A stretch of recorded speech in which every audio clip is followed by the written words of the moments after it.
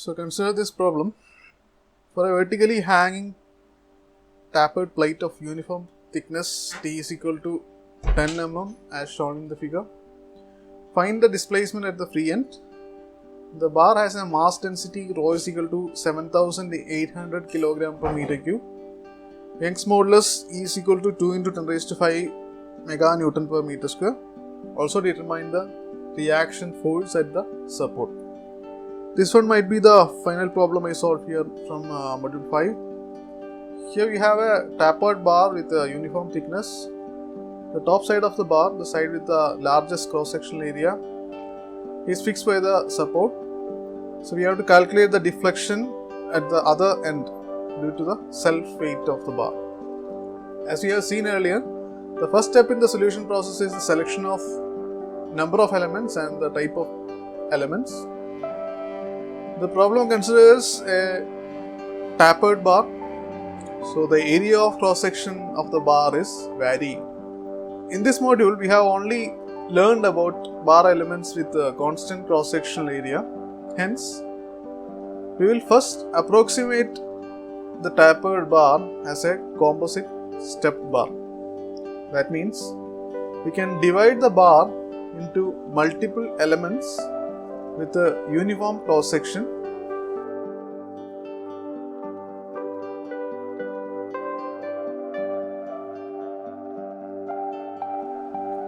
So our strategy is to divide the bar into multiple elements with a uniform cross-sectional area. The larger the number of elements, it will better represent the geometry of a tapered bar. However, if there are more elements, we cannot solve it manually. We will need a computer for solving that problem. So, in order to solve it manually, we will choose only two elements. So, we will choose a 2-element model for that purpose.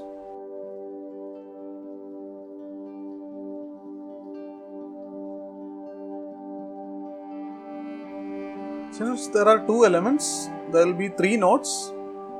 So, we will number the nodes as 1, 2 and 3. So, we will have 2 elements. So, the first element is numbered as 1 and second element is numbered as 2. Length of both elements are same, that is 150 millimeter.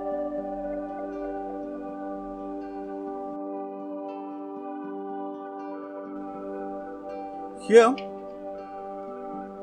at this side of the bar, where the thickness is 10 mm and width is 80 mm. So, the area at this section, area of the bar at this side will be 80 into 10.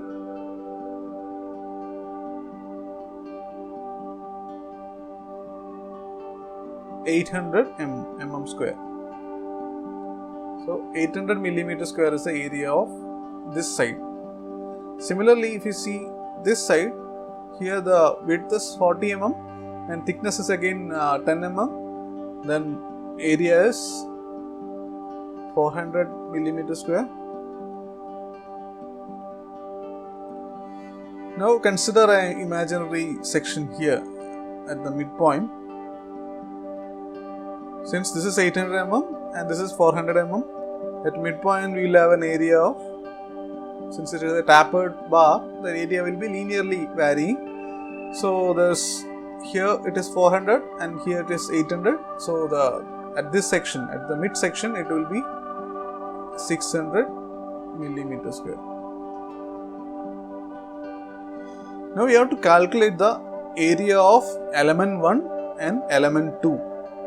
Element 1 and element 2, we are considering them as elements with a uniform cross-sectional area.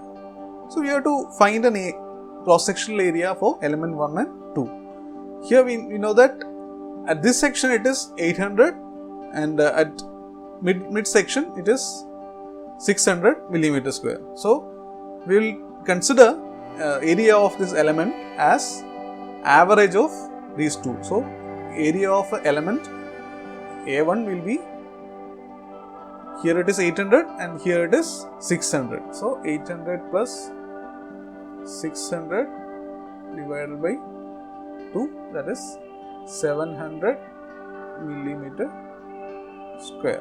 So that is the element area of element 1. Similarly, area of element 2 that we represent as A2, that is a average of 600 and 400. So 600 plus 400 divided by 2, that is 500 millimeter square. Young's modulus is given as, the Young's modulus is same for both of the elements. So since they are made of same material, so E1 equal to E2, and that is equal to 2 into 10 raised to 5 mega Newton per meter square, or we can say that this mega Newton per meter square can be written as Newton per millimeter square. So that is 2 into 10 raised to 5 Newton per millimeter square. Now we can proceed to develop the element stiffness matrix. For that we have also seen that length of the element L1 and L2, L1 equal to L2 equal to 150 mm.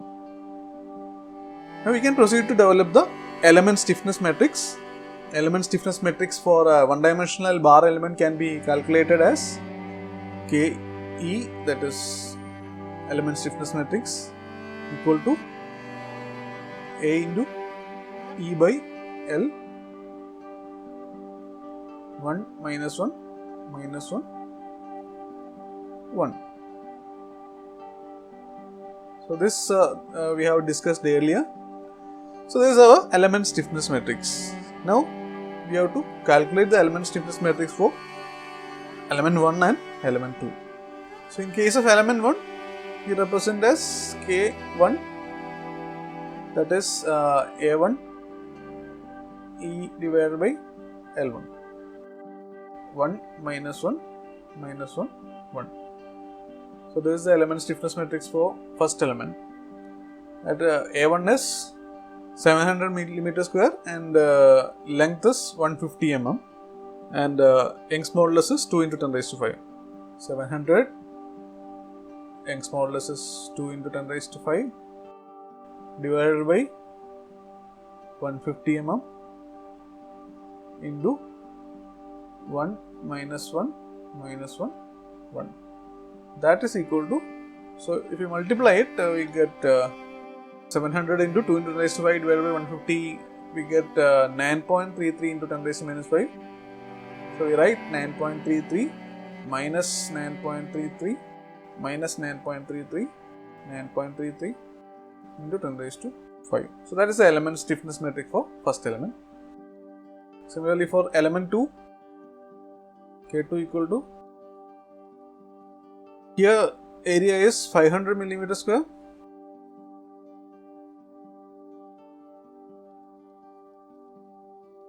So element stiffness matrix for the second element is 6.67 minus 6.67 minus 6.67, 6.67 into 10 raised to 5.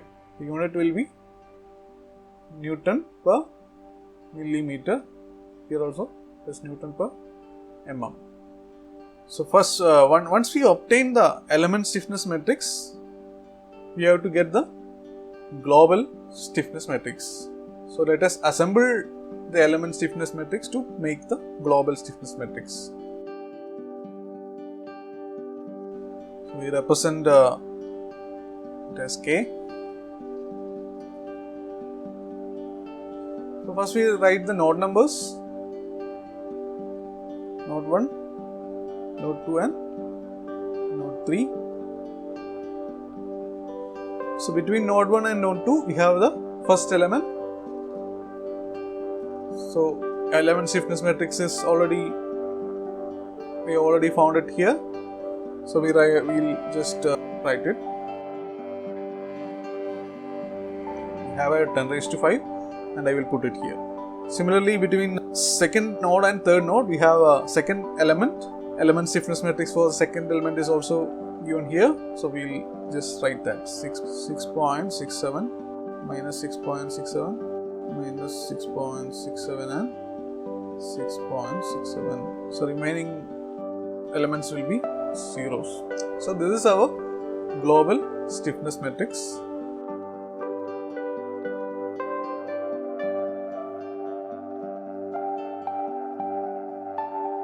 So we got the global stiffness matrix. So next we have to find the load vector. So loads acting on the bar are the support reaction and self weight of the bar. So let R be the support reaction. So here is the support. Let R be the reaction exerted by the support. Weight of each element can be calculated as weight W equal to rho G, area of the element and length of the element. So this will give the weight of the element. This force will be acting at the, if we consider the first element, this weight of the first element will be acting at the centroid of that element. However, we don't have a node here for applying that load. So what we will do is, we distribute that load, that weight we will distribute between the adjacent nodes. So at node 1 and node 2 we will distribute the weight of first element. Similarly, between node 2 and node 3 we will distribute the weight of the second element. So for that we have to first calculate the weight of the first element, and we will add half of that weight to the node 1 and half of that weight to node 2. Similarly, we will calculate the weight of the second element, and half of that weight will be added to node 2 and the other half will be added to node 3. So first we will calculate the weight of the element. So the force acting at this point at node 1 is F is equal to support reaction is always there, R plus weight of the first element, half of the weight of the first element, that is rho G A1 L L1 divided by 2. So rho G A1 L1 is the weight of the first element, then half of that will be added to first node. So that is R plus rho is 7,800 kilogram per meter cube, then 9.8 meter per second square, 700 into 10 raised to minus 6. So this is 700 millimeter square. So we will convert it into meter by multiplying it with 10 raised to minus 6 into 150 mm, that we will convert it to 1 meters by multiplying it with 10 raised to minus 3 divided by 2. So that will give R plus 4.0131 Newton. So that is the load acting on the first node. The second node we have, so this is the load acting on the first node, that is F1. Load acting on the second node will be F2.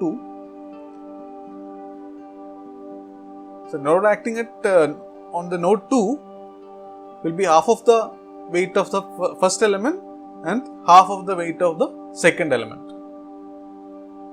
So rho G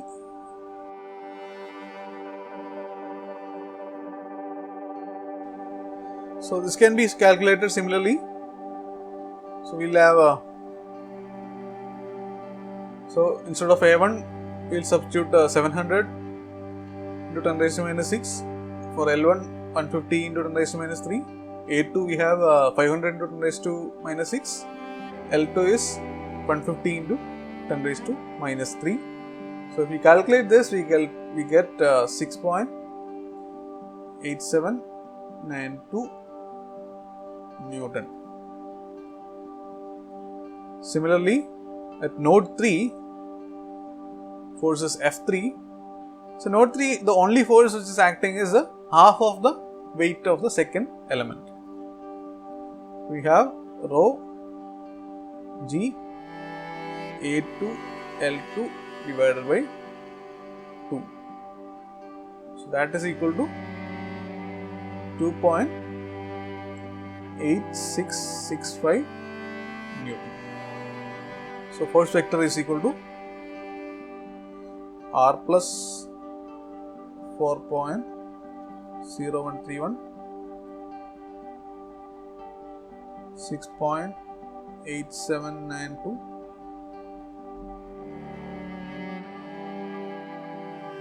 So that's our load vector. Now let us assume displacement at node 1 is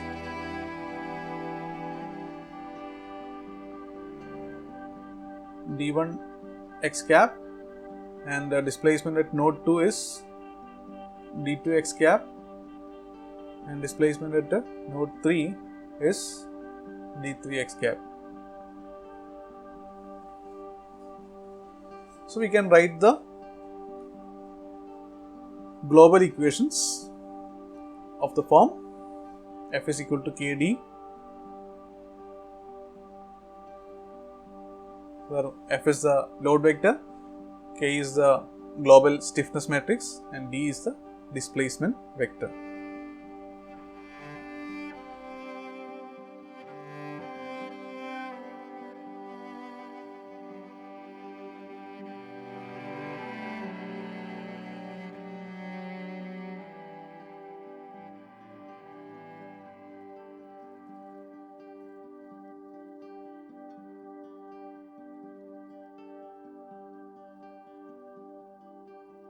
Next step is the application of a boundary condition. Here the bar is fixed at the top side, so that is at node 1. Hence the displacement at node 1 will be 0. So d1 x cap will be equal to 0. So since d1 x is equal to 0, we can eliminate the first row and first column. So remaining matrix, we will interchange the RHS and LHS. So we get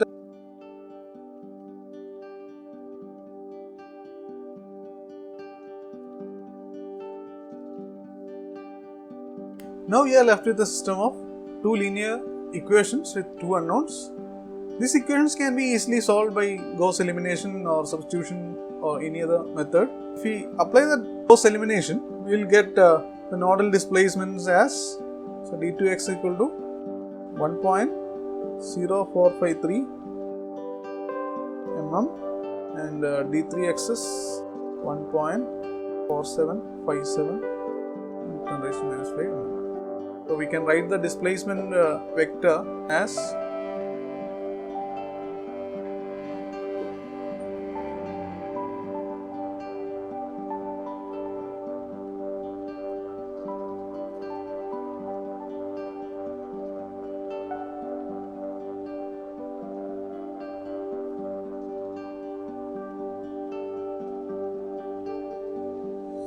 so we got the displacement. So displacement at the end node, that is displacement at the end of the bar is 1.4757 into 10 raised to 5 minus 5 mm. So the first part of our solution is completed. Next we have to calculate the support reaction. In order to calculate the support reaction, we consider the global equations again. So we will take this equation. Here d2x is 1.0453 into 10 raised to minus 5 mm. d3x is 1.4757 into 10 raised to minus 5 mm. So So if we take the first row, we get R plus 4.0131 equal to 9.33 into 10 raised to 5. Here 10 raised to 5 is the into 0 minus 9.33 into 10 raised to 5 into d2x, that is 1.0453 into 10 raised to minus 5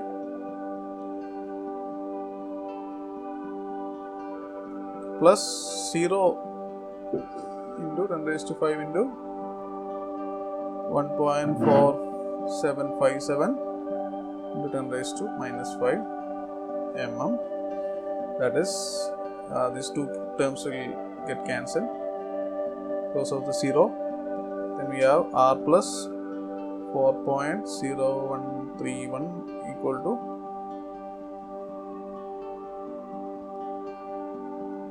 9.7. We multiply this, we get 9.7526. That implies R is equal to, minus sign is there, R is equal to minus 9.7526 minus 4.0131, that is equal to 13.78 Newton.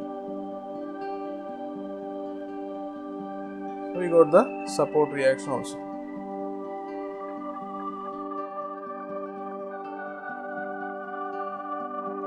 So for this problem, displacements are obtained as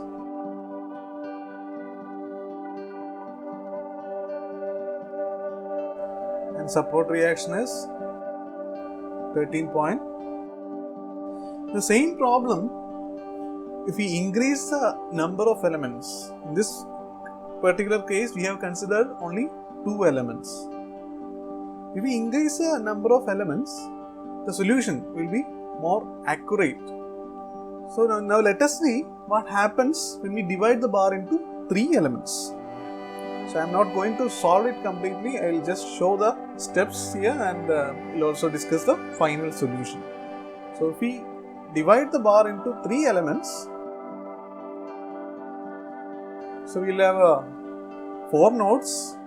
So there is node 1, 2, 3 and 4. If we uniformly divide the bar into 3 elements, each node will be at a distance of 100 mm. You can do it yourselves. I am not going to the details. However, if we do that, we get 3 unknown displacement. So namely D. So I will represent it as D3 here, since there are 3 elements. Here this represents as D2 because only 2 elements are there. So D3 will be, it can be found out by using 3 elements. It will be 0, 0.742 into 10 raised to 5 mm, 1.2353 into 10 raised to 5, 1.4266 into 10 raised to minus 5. Here the displacement at the point 4, that is node 4, that is the end of the bar. If you take 2 elements, displacement is 1.4757 into 10 raised to minus 5 mm. Similar, in the same case, if we consider the 3 elements, then the end displacement is 1.4266 into 10 raised to 5 mm. So we can see that there is a slight difference between the two values. This is because of the use of 3 elements yields better, more accurate solution. If we try 4 or 5 elements, the solution will be increasingly accurate and it will eventually reach the exact solution as the number of elements increases to infinity. I have drawn a graph for this comparison, so I will show you that. So here this graph represents the displacement at the different points of this element. So at the node 1, at this point, the displacement will be 0, and due to the self weight, displacement will be gradually increases, and the maximum displacement will be at the other end, at this end. So this green dot represent displacement if you consider only 2 elements. This blue dot represent displacement of nodal displacements for the case if you consider 3 elements. So if you have 3 element, displacement is slightly lower. And this purple line represent the exact displacement calculated by direct integration of this problem. By using strength of material method, using direct integration, I have drawn this graph. This purple line represent exact displacements. Now you can see the comparison as the number of nodes increases. Here, in the case of 2 nodes, the difference is much larger. But if we take 3 nodes, difference slightly reduces. Further, if we increase the number of nodes, that is, if we take 4 nodes or 5 nodes, this solution will approach to the exact value.